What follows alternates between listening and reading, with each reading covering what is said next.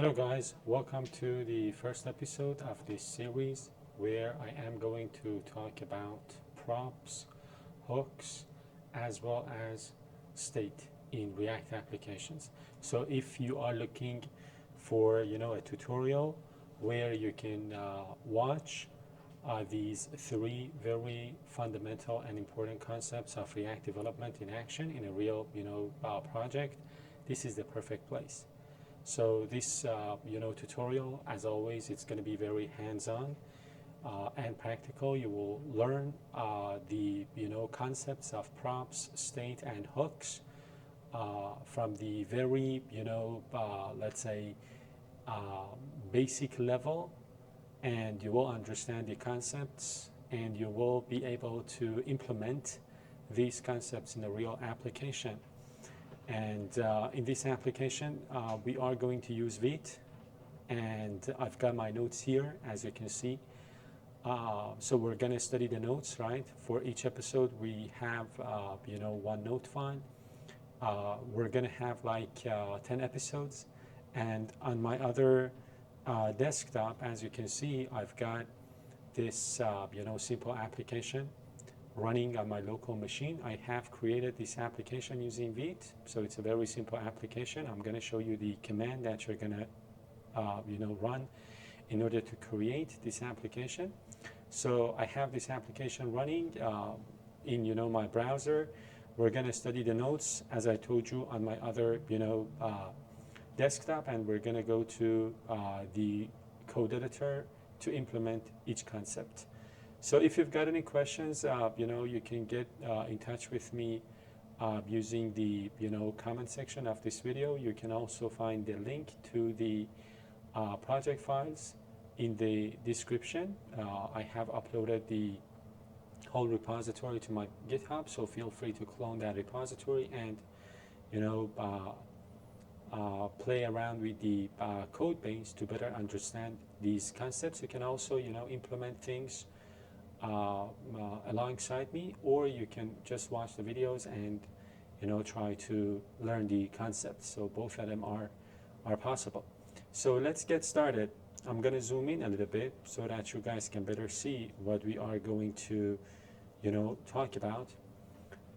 So episode 1 is going to be about props, right? As I told you, props is a very important concept in React development. We're going to talk about the theoretical concept, and we're going to develop the application using props. So the objectives of this episode is to understand props, is to learn why props are essential for component-based architecture, and we're going to create one single component in our real application called book card, which is going to take in some props, right?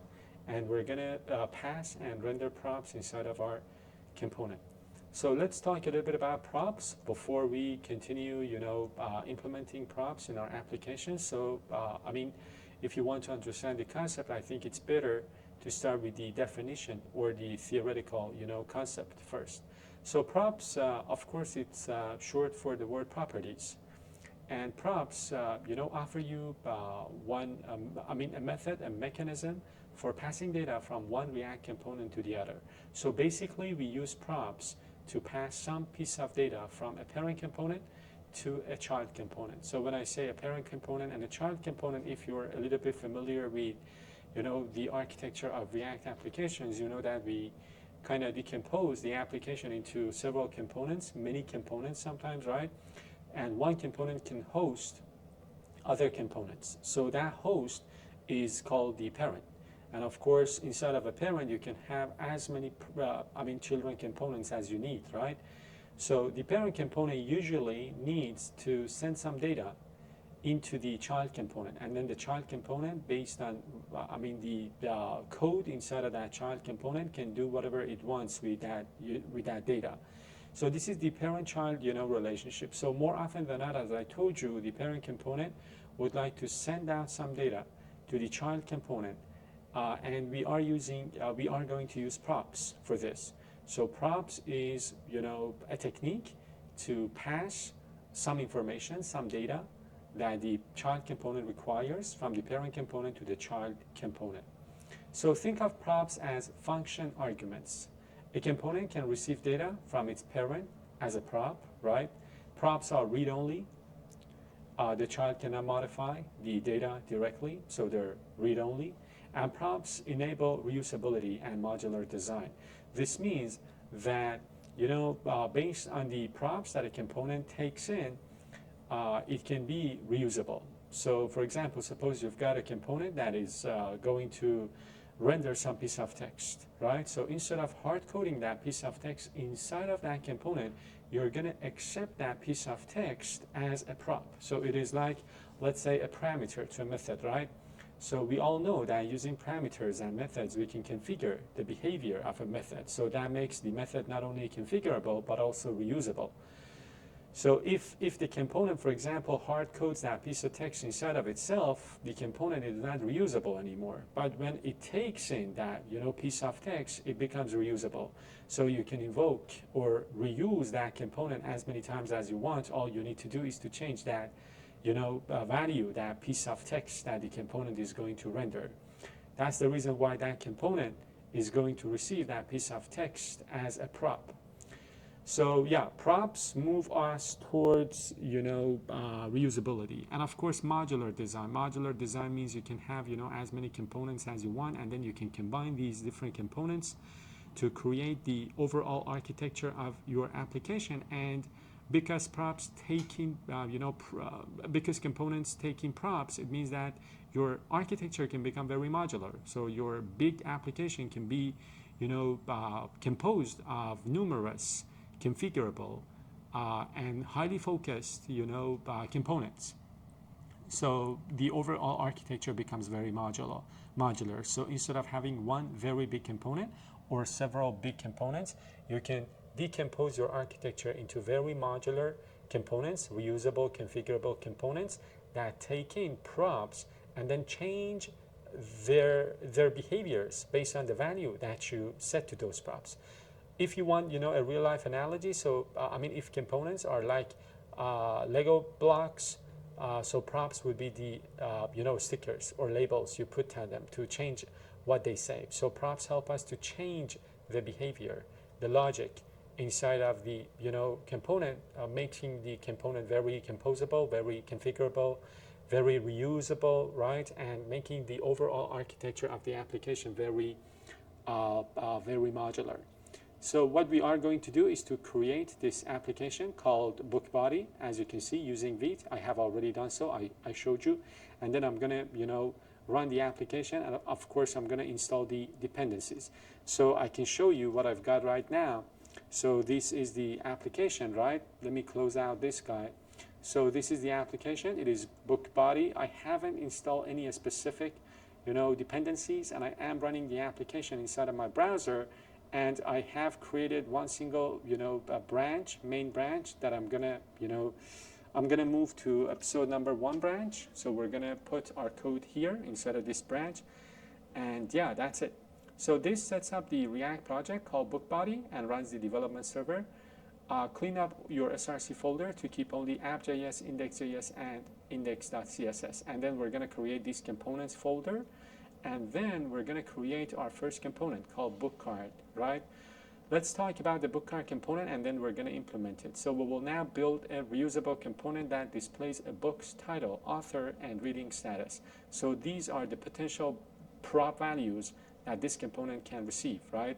Because it's going to display these different values: the title of a book, the author of that book, and the reading status. So it's a reusable component. Again, if this book card component hard codes, right, these values inside of it, it is not reusable anymore. So as long as it takes in the values for these different pieces of data from the parent component, for example, the app component, it becomes reusable.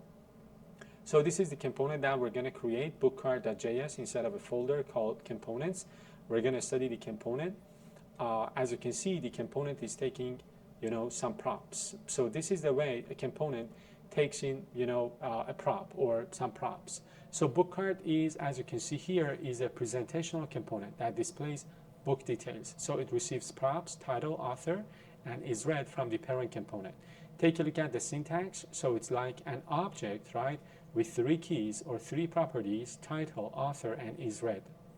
And this is the definition of your component.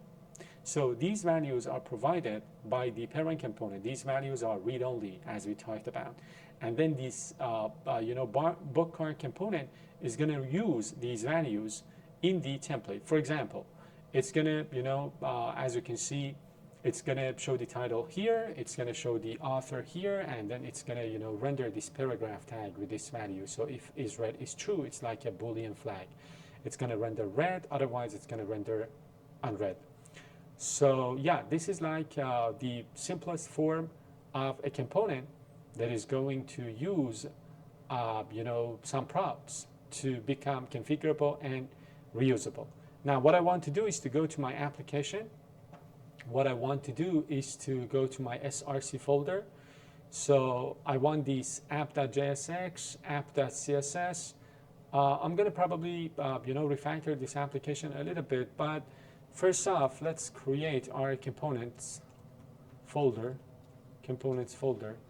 and then it was book card.jsx, right?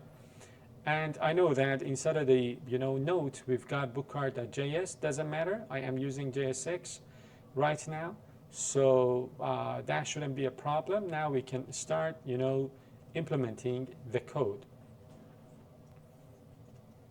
So we're going to create this React component.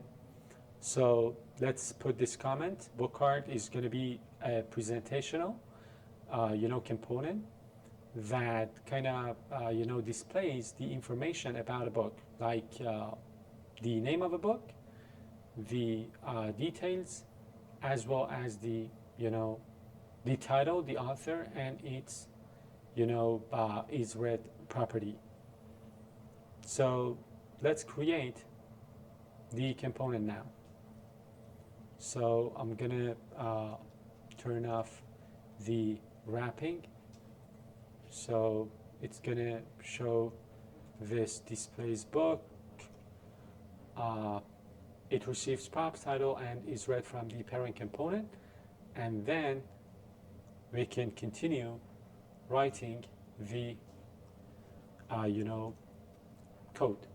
So 3 props: title, author, is read, and then creating the template. The template is gonna use a div element and h3 element for the title, and another p element, as well as for author, and another p element for status. And this is going to be the simplest version of a component that takes in some props, and then I'm going to export the component. So this is what we've got right now for this component. I can get rid of this as well. I'm not going to need it. So yeah, this is the component that we've got. Let's continue talking about the code. So this is the way a component receives a prop. Is this syntax means that you are, as they say, destructuring an object, which is that props, right, directly into the parameters of this function. So the JSX inside of the component, as we saw, renders 3 elements, and h3 for the title, 1 p tag for the author name, and another p tag for the isRead status. So props are passed to the bookcard component when used inside another component, like the app component. So in this scenario, the app component is going to be the parent component of our bookcard component. So now let's use the bookcard component inside of our app component. So we know that the app component is present inside of our application. It's like the main component of the application.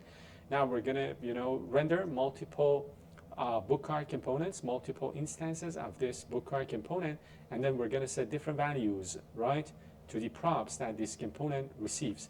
So this makes the bookcard component very reusable. I told you the fact that a component receives props makes that component very reusable and configurable.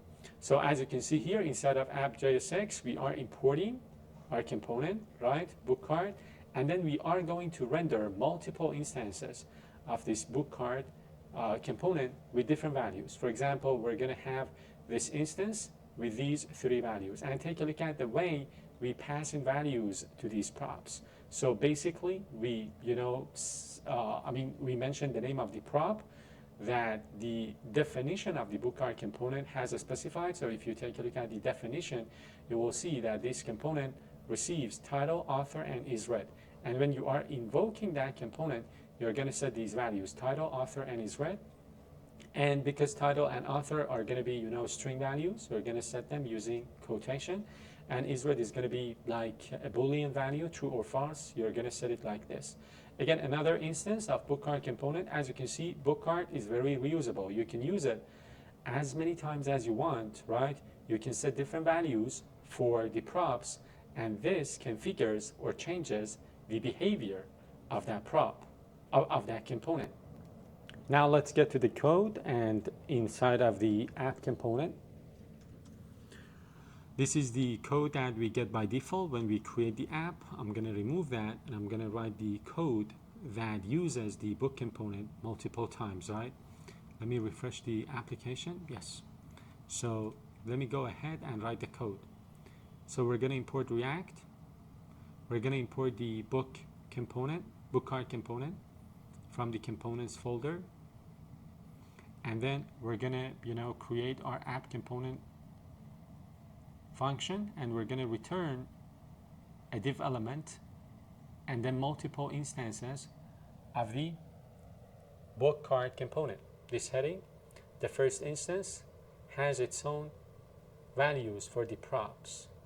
As I showed you guys, props make a component very reusable, very configurable, and you can invoke multiple, numerous, instances of the same component and pass in different values. It's like, invoking, for example, one function in a code base, but setting different values for the, input parameters. So that makes the method, the function, very configurable. You can invoke that function with with different values. And this is the app component. Now we're gonna, we're gonna export it, and this is what we get. So 2 invocations, 2 instances of our book card, component. Both of them are showing different values, right? So this is one example of the, concept of props. Now, code explanation, we import the book card component. Yeah, we use it twice with different values for title, author, is read. The book card uses those props to display the information correctly. Now we can have some styling as well. So add minimal styling to index.css to visualize the components. So this is, for example, the book card, styling. Now let me go ahead to index.css. I'm gonna, remove these, and I'm gonna write the, CSS that I've got for the book card class. So I'm gonna change the background color, and then I'm gonna change the border radius, set the padding to 16 pixels, and the margin, and of course the box shadow.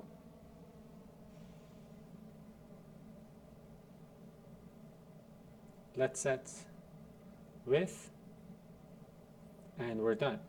So yeah, this is our, book card component.